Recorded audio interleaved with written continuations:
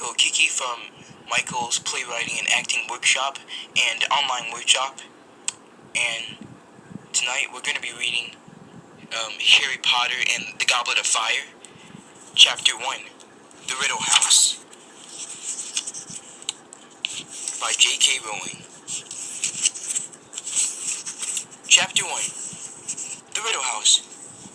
The villagers of Little Hangleton still called it the Riddle House, even though it had been many years since the Riddle family had lived there. It stood on a hill overlooking the village, some of its windows boarded, towels missing from its roof, and ivy spreading unchecked over its face. Once a fine-looking manor and easily the largest and grandest building for miles around, the Riddle House was now damp, derelict, and unoccupied. The little Hangletons all agreed that the old house was creepy. Half a century ago, something strange and horrible had happened there. Something that the older inhabitants of the village still liked to discuss when topics for gossip were scarce. The story had been cooked over so many times and had been embroidered in so many places that nobody was quite sure what the truth was anymore. Every version of the tale, however, started in the same place 50 years before the daybreak on a flying summer's morning, when the Riddle House had still been well kept and impressive. A maid had entered the drawing room to find all three riddles dead. The maid had run screaming down the hill into the village and roused as many people as she could.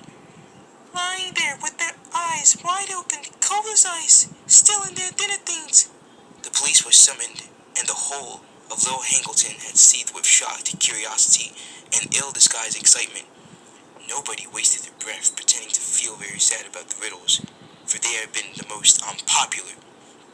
Elderly Mr. and Mrs. Riddle had been rich, snobbish, and rude, and their grown-up son, Tom, had been, if anything, worse. All the villagers cared about was the identity of their murderer, for plainly, three apparently healthy people did not all drop dead of natural causes on the same night. The Hanged Man, the village pub, did a roaring trade that night. The whole village seemed to have turned out to discuss the murders. They were rewarded for leaving the firesiders. When the Riddle's cook arrived dramatically in their midst and announced to the suddenly silent pub that a man called Frank Bryce had just been arrested. Frank, cried several people. Never! Frank Bryce was the Riddle's gardener.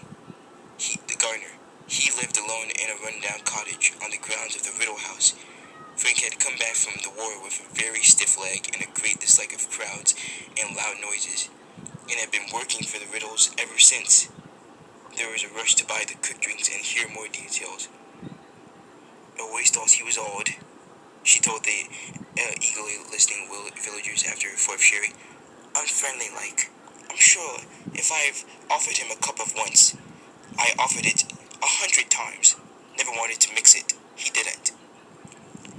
Ah, now, said a woman at the bar. He had a hard wall. Frank, he likes the quiet life. There's no reason to. Who else had the key to the back door then? Barked the cook. There's been a spare key hanging around in the gardener's cottage far back as I can remember. Nobody forced the door last night.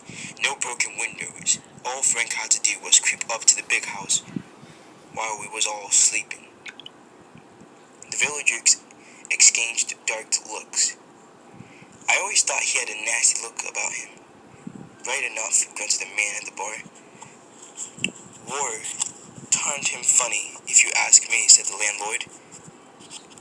Told you I wouldn't like to get on the wrong side of Frank, didn't I, Dot? Said an excited woman in the corner.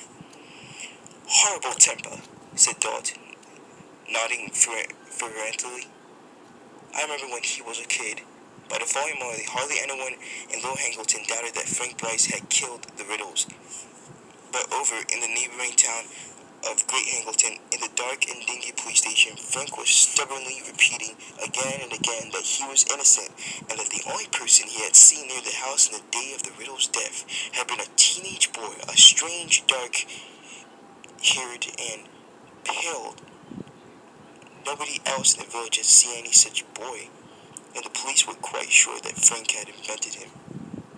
Then, just when things were looking very serious for Frank, the report on the Riddle's body came back and changed everything.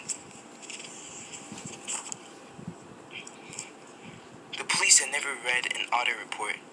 A team of doctors had examined the bodies and had concluded that none of the riddles had been poisoned, stabbed, shot, strangled, suffocated, or as far as they could tell, harmed at all. In fact, the report continued in a tone of unmistakable bewilderment. The riddles all appeared to be in perfect health, apart from the fact that they were all dead. The doctors did note, as though determined to find something wrong with the bodies, that each of the riddles had a look of terror upon his or her face. But as the frustrated police said, who ever heard of 3 people being frightened to death? As there was no proof that the riddles had been murdered at all, the police were forced to let Frank go,